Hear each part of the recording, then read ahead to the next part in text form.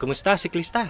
Para sa video natin ngayon, ito ay tungkol sa tamang paggamit ng patch kit para ayusin ang butas ng inner tube ng ating gulong. Meron ako ditong dalawang interior o yung inner tube. Isa dito ay may butas, kaya yun ang aayusin natin, yung may butas na yun. Ano ba kailangan natin na gamit para sa pag-patch nitong interior? Siyempre, yun nga yung patch. Ito yung paste na ginagamit para dumikit yung patch pump. Gagamitan rin natin siya ng pinong liha. Meron akong ilan din to. Yung pabilog lang siya, ito. Yung murang patch. Meron ako dito 12 patches. Paano ba natin malalaman kung saan yung butas ng interior? May mga paraan sila kung paano kagad malalaman kung nasaan yung butas. Kailangan muna natin to ng lagyan ng hangin, bombahan natin para makita natin kung nasaan yung bit ng hangin o kung saan lumalabas yung hangin. Gamitan natin ito ng floor pump. Lagyan natin ng hangin para makita natin kung nasaan yung butas niya.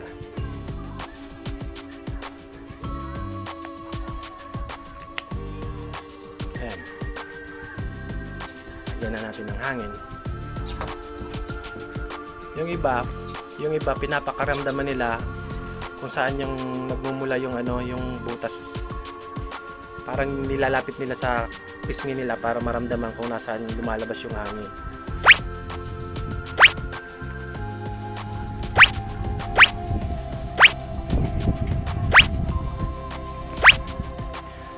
Minsan kasi masyado maliit yung butas, kaya ang mas madaling paraan, nilulublob nila sa tubig para mas mabilis makita kung saan yung bumubula-bula na parte doon.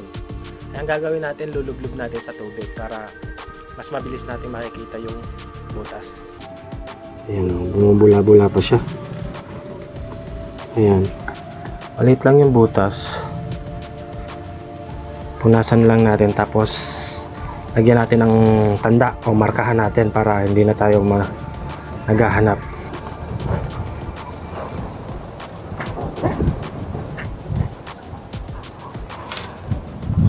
Meron ako ditong ballpen. Ito na yung pantanda natin. Nahanap na nga natin yung butas niya sa paraang paglublob natin sa tubig, kaya mas mabilis natin nahanap yung butas.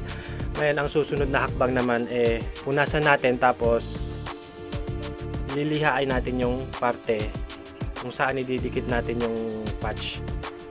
Ayan, nung natandaan na natin yung o namarkahan na natin yung butas, tanggalan natin siya ng hangin para maayos nating maliha yung goma o yung interior.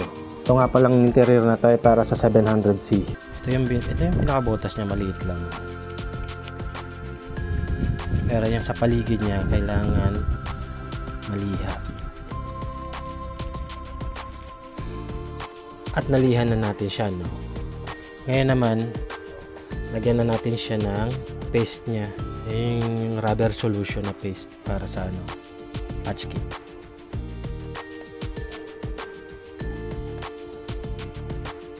Patutuyuin siya natin ng konti, no?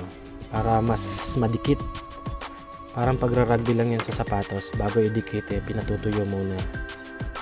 Antayin natin matuyo yan para mas madikit yung patch pag ilinikit siya. At ayun na nga, tuyo na siya, no? Pwede na natin ilagay yung ating patch.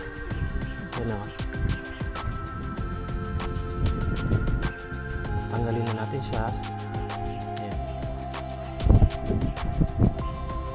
At didikit na natin doon kung saan nandun yung butas.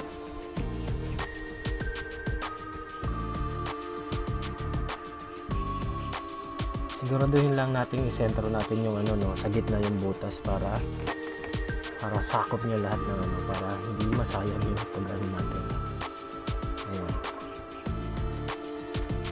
Ito naman, kailangan mo ng diinan ng todo para dikit na dikit siya, taka walang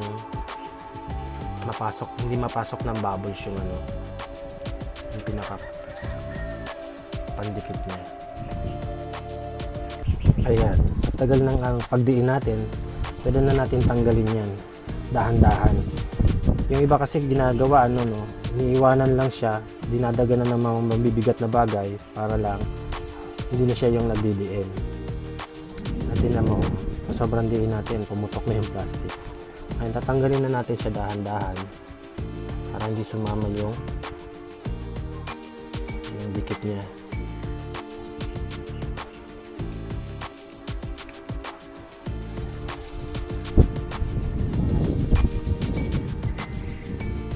Pumbahan natin to, lagyan natin ng hangin at tingnan natin, ilubog natin sa tubig kung may singaw pa. Yan, testingin natin yan. Bombahan natin, lagyan na natin ng hangin, tingnan natin. Ito nga, napatch na natin at nailagay na natin ng maayos yung tapal dun sa butas. Ayan na siya, oh.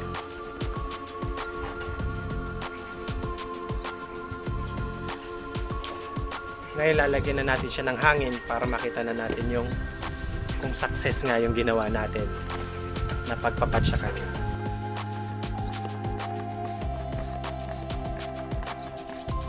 Ayan siya, oh. Tara ilubog natin sa tubig kung may singaw pa rin siya. Ito yung pinatch natin. Pag nilubog natin,